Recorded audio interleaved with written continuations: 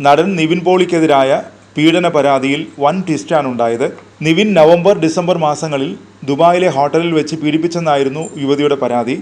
എന്നാൽ ഈ ദിവസങ്ങളിൽ നിവിൻ ദുബായിൽ ഉണ്ടായിരുന്നില്ലെന്നും കേരളത്തിലായിരുന്നുവെന്നും പിന്നീട് വെളിപ്പെടുത്തലുണ്ടായി.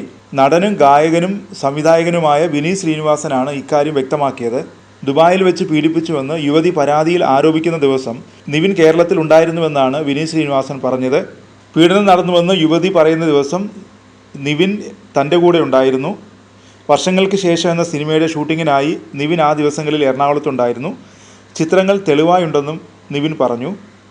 പിന്നാലെ തനിക്കെതിരെ വ്യാജ പീഡന പരാതിയിൽ അന്വേഷണം വേണമെന്നും ഗൂഢാലോചനയുണ്ടെങ്കിൽ പുറത്തു കൊണ്ടുവരണമെന്നും ആവശ്യപ്പെട്ട് നിവിൻ പോളി പരാതി നൽകി. DGPക്കും സ്പെഷ്യൽ ഇൻവെസ്റ്റിഗേഷൻ ടീമിനുമാണ് നിവിൻ പരാതി നൽകിയത്. പരാതിക്കാരി പീഡനം ആരോപിക്കുന്ന ദിവസം താൻ വിദേശയാത്ര നടത്തിയിട്ടില്ലെന്നും നിവിൻ പരാതിയിലൂടെ അറിയിച്ചു. ഇതിൻ്റെ തെളിവായി പാസ്പോർട്ടിൻ്റെ കോപ്പിയും പരാതിക്കൊപ്പം ചേർത്തിട്ടുണ്ട്.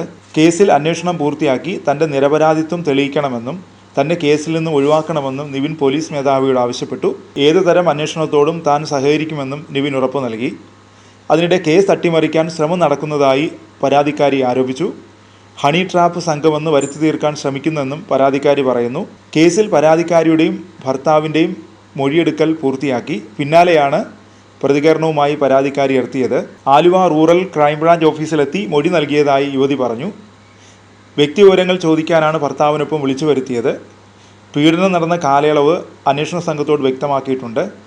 ചാനലിൽ പറഞ്ഞ ഒരു തീയതിയുടെ പേരിലാണ് തന്നെ ആക്ഷേപിക്കുന്നതെന്നും പരാതിക്കാരി പറഞ്ഞു. ഉറക്കപ്പിച്ചിലായിരുന്നു, അതുകൊണ്ടാണ് തീയതി മാറിപ്പോയതെന്നാണ് പരാതിക്കാരി പറയുന്നത്. യഥാർത്ഥ തീയതി മൊഴിയായി നൽകിയിട്ടുണ്ടെന്നും അവർ മാധ്യമങ്ങളോട് പറഞ്ഞു. കേസിൽ അട്ടിമറി സംശയിക്കുന്നു. അന്വേഷണത്തിൽ വിശ്വാസം നഷ്ടമായി. കേസിൽ ഒരു പ്രതീക്ഷയുമില്ല, പരാതിക്കാരി പറഞ്ഞു. വരുമാനമാർഗം എന്തെന്ന് ചോദിച്ചു. പാസ്പോർട്ട് അന്വേഷണ സംഘത്തിന് കൈമാറിയെന്നും പരാതിക്കാരി പറഞ്ഞു. നിവിൻ്റെ പരാതിയിൽ ആലുവ ക്രൈംബ്രാഞ്ച് ഓഫീസിലാണ് ചോദ്യം ചെയ്യൽ നടത്തിയത്. ബലാത്സംഗ പരാതി വ്യാജമാണെന്നും ഗൂഢാലോചന അന്വേഷിക്കണമെന്നും ആവശ്യപ്പെട്ടാണ് നിവിൻ മുഖ്യമന്ത്രിക്കും DGPക്കും പ്രത്യേക അന്വേഷണ സംഘത്തിനും പരാതി നൽകിയത്. പോലീസിൻ്റെ പ്രാഥമിക അന്വേഷണത്തിലും യുവതിയുടെ മൊഴിയിൽ ഗുരുതര പൊരുത്തക്കേടുകൾ കണ്ടെത്തിയിരുന്നു.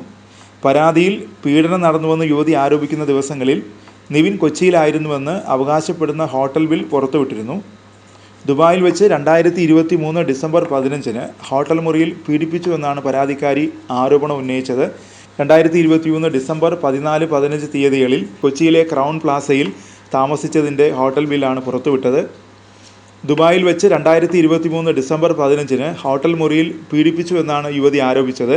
2023 ഡിസംബർ 14 2:30 കൊച്ചിയിലെ ക്രൗൺ പ്ലാസയിൽ താമസിക്കുകയും 15-ാം തീയതി 4:30 ഹോട്ടലിൽ നിന്ന് ചെക്കൗട്ട് ചെയ്യുകയും ചെയ്തതായാണ് ബില്ലിൽ രേഖപ്പെടുത്തിയിരിക്കുന്നത്.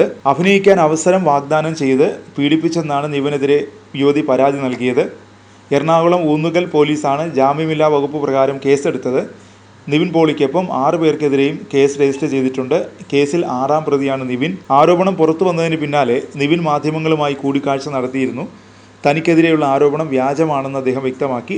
നിയമ നടപടികളുമായി മുന്നോട്ടു പോകുമെന്നും സത്യം തെളിയിക്കാൻ ഏതറ്റം വരെയും പോകുമെന്നുമാണ് നിവിൻ പറഞ്ഞത്.